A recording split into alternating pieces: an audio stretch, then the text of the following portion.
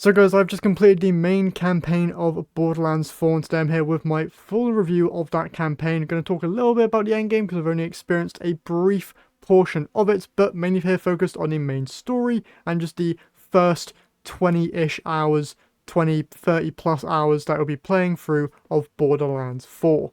But first we're just going to go off the top. TLDR, is this game good? Is it worth your money? All that kind of stuff. In my opinion, this is a very, very good game. Much better than Borderlands 3 in terms of story and overall tone. Yes, there are still a lot of jokes made throughout some of the main story missions, but they are not as cringy as some of the ones that were in Borderlands 3, that is for certain. Alongside that, you have a cast of returning characters, which honestly, I didn't really like many of the characters inside of Borderlands 3, but some of the returning ones made me actually really like them in this game. So there's a whole load of stuff that is actually very, very good. The campaign is quite lengthy, and there are some twists and turns that I myself didn't even see coming. So it is a very good story overall. In terms of leveling and progression and stuff, it's all very good. And if you're a fan of Borderlands games, I do think that you are very much going to like Borderlands 4.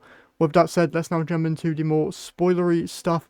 First off, let's talk Kairos. So this map is absolutely huge. For one, there are 4 main regions. You have the Fade Fields, which is where you'll start off. Then you have the Carcadia Burn, Terminus Range, and Dominion City. Now, I have not explored nearly any of these areas too much. I've literally beelined through the entire main story quest line and ended it about at level 28.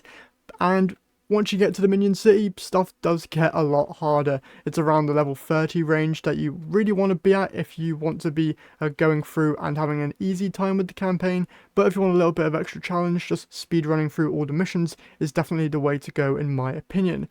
But if you start to zoom in, you can see there are so many different points of interest on this map that I still have yet to do. You've got things like outposts that you can go and get some resources from. You have Vault Hunter symbols you can find. You have a whole load of different cities and stuff to explore. Moxie's big on-call machines for redoing bosses here inside the endgame. You have public events basically, which are like these domes, which will house different bosses. If you leave the dome, you won't be able to defeat the boss, so you need to stay inside the dome, defeat the boss and get a whole load of loot, and then there's a whole load of just other secrets to discover whilst you're out exploring.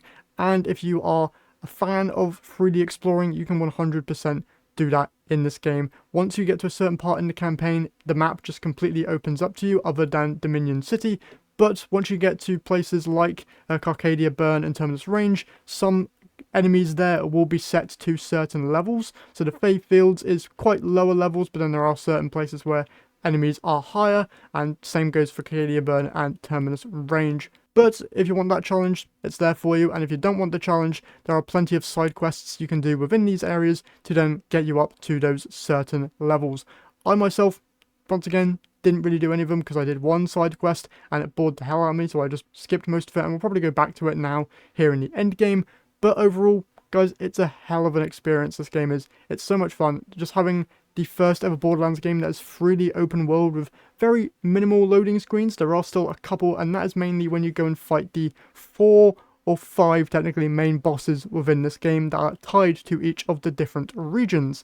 Now once you go to those boss fights, the level is actually set to what your character level is. So let's say you go and do the final boss fight and the main area of the enemies that you're in are set to level like 30 plus. Once you get to the main like load zone where the final boss takes place, everyone's level will be set to your level. So I went in at level 28 and all the enemies there were set to level 28. So it's a very nice feature to have, and that is one thing that I very much like about Borderlands 4, is that if you do want to just go through and complete the main story, you can just go ahead and straight up do that. Now another thing I quickly have to mention here is the boss fights in this game are probably the best in the series, in my opinion anyway. They're very, if you've played MMOs in other games like Final Fantasy XIV, there are some elements here that are very similar to kind of MMO style boss fights. The Vile Lictor fight is one that I really liked. Just the overall design of that boss and the different mechanics that you had to dodge through was very cool. The Soul boss fight, I liked that he had unique mechanics as well. Callus's fight I feel like was a little bit weaker because she was mainly just a bullet sponge boss with not many really all too damage dealing mechanics, although the second time you fight her there's a little bit more nuance there, which is very nice to see.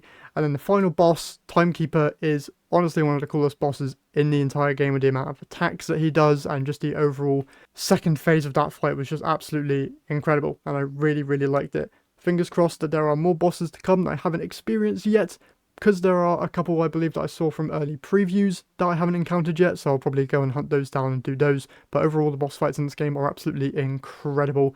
Now, one thing that I do need to mention is that navigation in this game is quite difficult, I will say so myself. The compass at the top of the screen is okay, but it's not anything compared to what a proper minimap would have been. Now you're probably wondering what the thing in the top right is, and that is not a minimap, that is an enemy radar. So basically it will just ping red whenever an enemy is there, and it will show you where the enemy is. It doesn't show you map locations or anything, which I feel like would have been a great addition to this game. It's just an optional feature. I know some people like the compass because it reminds them of older Borderlands games. Some people preferred the minimap system. I myself would have much preferred to have a minimap to help with the confusion that goes on, especially with navigation. Although you do have Echo 4, who is a new addition to this game, who kind of leads you along like the main quest that you are tracking.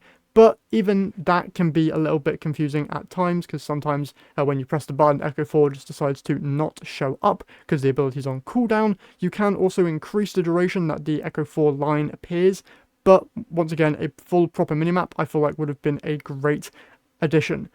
Other stuff that I want to talk about real quick: weapons and loot all feel amazing, similar to past Borderlands games. The new additions that they added in terms of the Order, Deadless and Ripper. Deadless and Ripper I quite enjoyed because they don't really change that much about the gun generally. You can still just shoot it, whereas the Order requires you to like charge up the weapon, which I'm not the biggest fan of. But you can just rapidly tap the trigger on these weapons if you want, but the shots will be a lot weaker. For weapons like a sniper rifle, this works out pretty well, but for like SMGs and assault rifles and pistols, not really my personal cup of tea.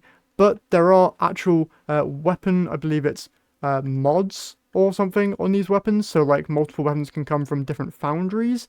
So you've got licensed parts, that's what it's called. So you can have like a Torg shotgun, but it comes with a licensed part from a different manufacturer. So there was one time near the end of the campaign where I had a Jacobs pistol, but it had an Order magazine. So I'd have to go through the whole Order like charge up animation to shoot the pistol, which kind of ruined the weapon for me there.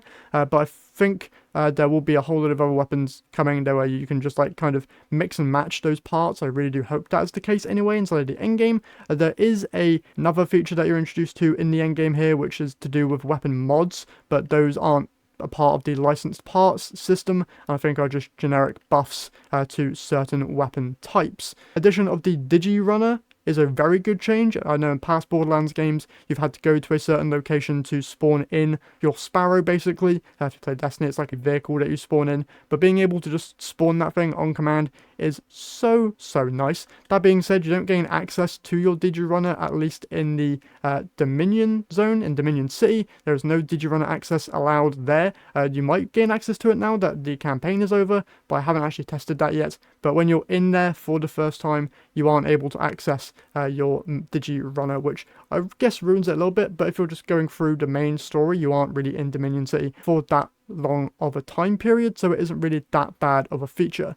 And then one final thing that I want to talk about here, big spoiler warning for this bit, so just skip ahead to this timestamp to continue with the rest of the video. But being able to go back to Elpis, even for a little bit of the main story, was so cool. I loved the transitional period, the little mission that you did to get to Elpis. I loved exploring Elpis again. It was very cool, and the skybox was absolutely incredible on Elpis, rivaling that of some Destiny skyboxes, which is a testament to just how pretty it was. And I believe that is all I have to say, really. I'm going to dive into the end game and see what that's all about, but other than that, that's all I have to say on Borderlands 4. I've really enjoyed my time with it. I do know that some people are having problems with like crashing in games, especially on PC. I don't know how console players are dealing with it, but I'm guessing that people on the most up-to-date consoles are probably fine, hopefully. But if you're on like an older PC, you might be running into a couple issues. I have heard that people have updated their drivers and that has sorted the issue for them,